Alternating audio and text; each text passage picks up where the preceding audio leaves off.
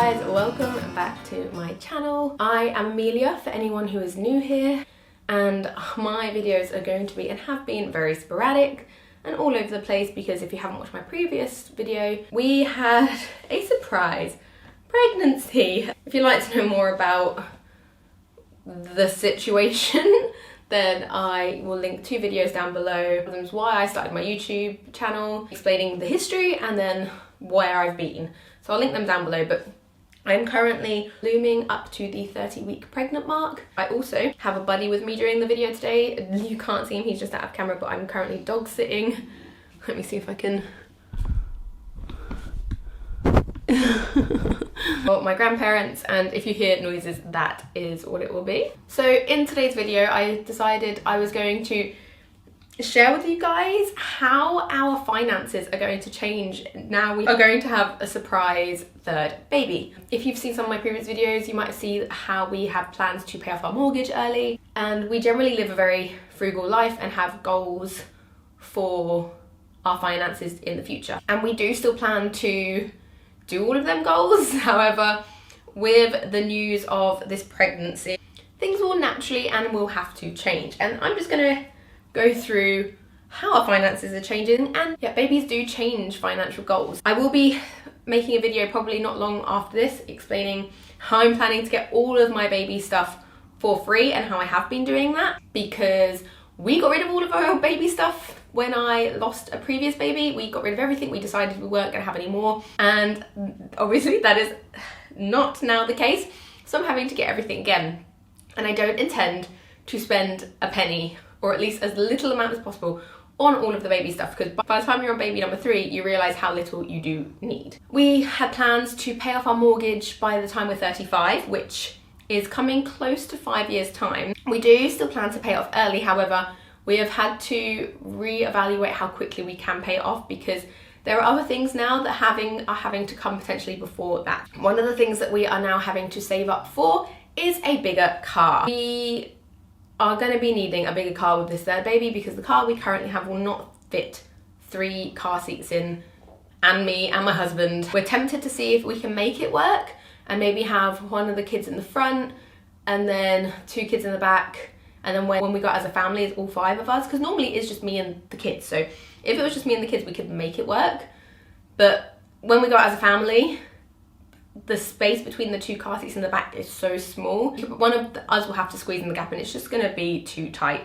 One thing we are going to probably buy within the next few months is a new car, which is a big expense that we weren't really planning for. Also, what comes with the bigger car is obviously the running costs are more, so we're going to be saving more monthly in our sinking fund to pay for the cars, because we have very cheap cars to run at the moment, and realistically we'll probably be getting a bigger diesel car, like maybe like a 7-seater, and they will just cost more to run. We are preparing for that, so currently the amount we are putting towards a mortgage, it has been cut way back while we save for this new car. And that obviously is a short-term thing. Once we've got the car, we'll be keeping it probably for a decade or 2. That is not the only thing we have to consider. We currently live in a 3-bedroom house. It's got 2 double bedrooms and 1 single bedroom.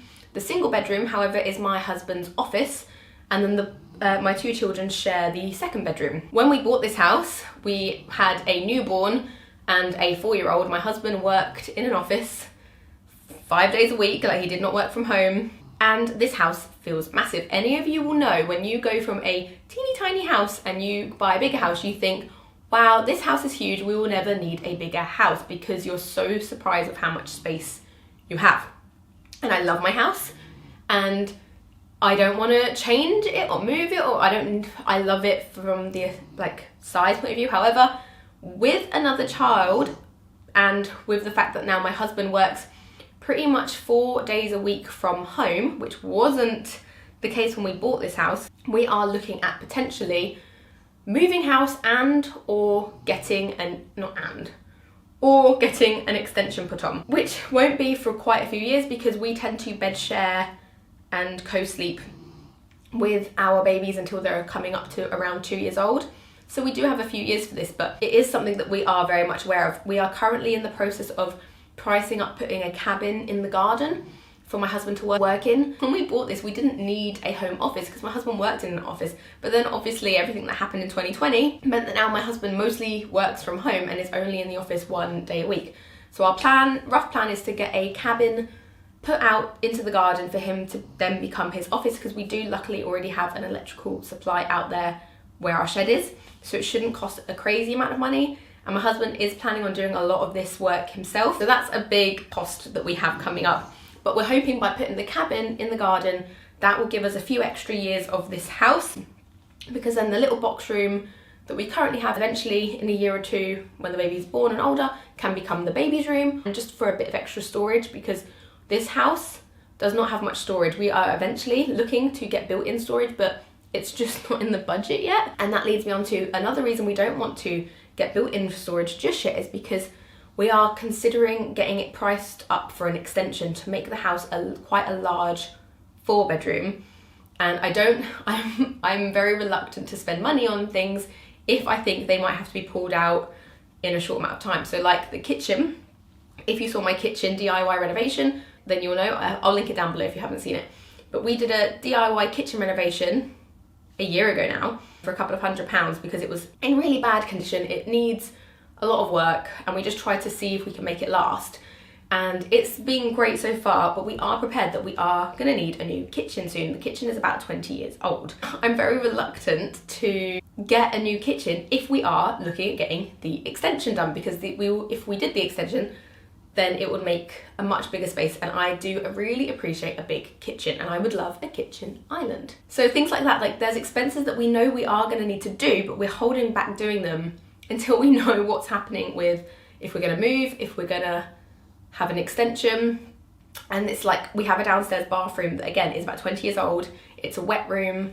It desperately needs redoing. It can be pretty gross in there. You clean it and it doesn't feel like you've cleaned it, kind of thing. But again, I don't want to do that, because if we do the extension, then we might move the bathroom or not have it at all there because of how we would do the extension. And I'm pointing this way because the extension is going to be that side. So there are a few really big things that we need to consider, is the car and the extension and a cabin for my husband to work in. More children does change your finances. When I see these people that have like 8 children, I'm like, how?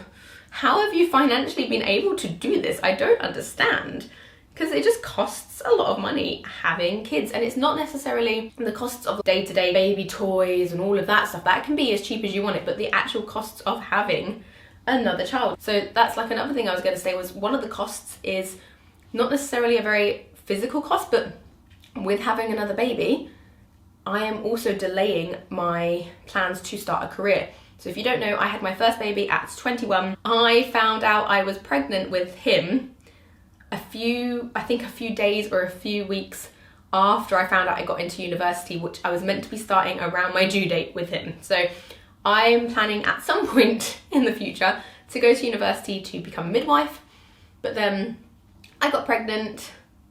Yes, I know it's quite ironic being a midwife and getting pregnant. And then I did the same again. I applied to go to university to do a midwifery degree, and I got pregnant again. So every time I get pregnant, it does delay this, because I am homeschooling, so I can't commit to a 40-hour-a-week plus university course, and then having a baby on top of that, it's just going to delay these things. So having another baby means I have delayed the start of my career once again. And by the way, I'm so happy about having a baby. I'm not complaining about having the baby. So I still need 3 years of going to university before I could even start getting paid for the job that I want to do.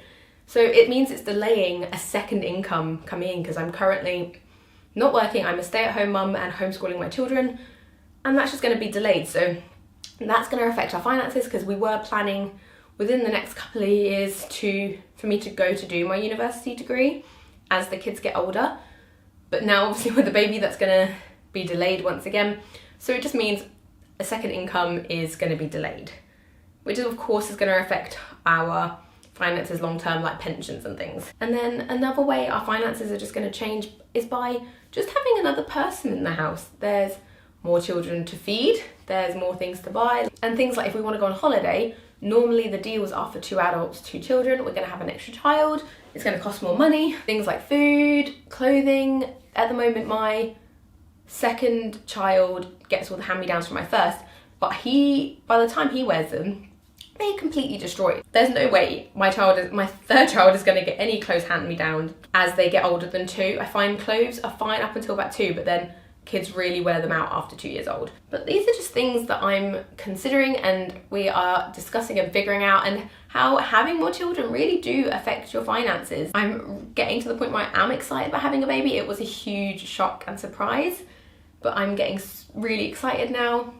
It's just the realities of, okay, like having to readjust my expectations of our finances and realizing we're bringing an amazing new little human and life into our world, and our life is going to change, and it's mostly going to be for the better, but there are going to be things I have to compromise with, like becoming mortgage free when I intended to, starting my career, and all of these other things. And it is an adjustment period, so any mums out there that are feeling like they're only meant to be excited about having a baby, it's okay to feel daunted, to feel nervous, and to feel a bit like, oh, like a bit of part of me has been taken away again, because you're back to being mum for a little bit. And the newborn stages, although I think a newborn is way easier than like toddlers and kids, but they're physically harder. But yeah, I'm super excited, but we are having another baby. This is how our finances are going to change, and I'm intrigued to see how things like food budget goes up. That's me rambling for a little while. It is a really odd video. Let me know if you like it. I just thought, I don't see these videos very much, how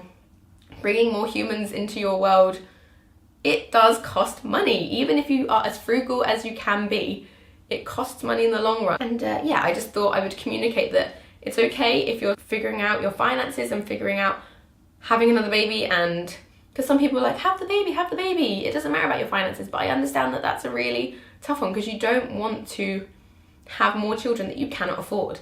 And we are in the process of mapping all of that out. But anyway, that's everything for today, guys. I hope you enjoyed this random quick snippet little video. It is very strange, I'm aware. I hope you enjoyed this video. If you did, please like and subscribe and check out any of my other videos, and I will see you in my next video. Bye, friends.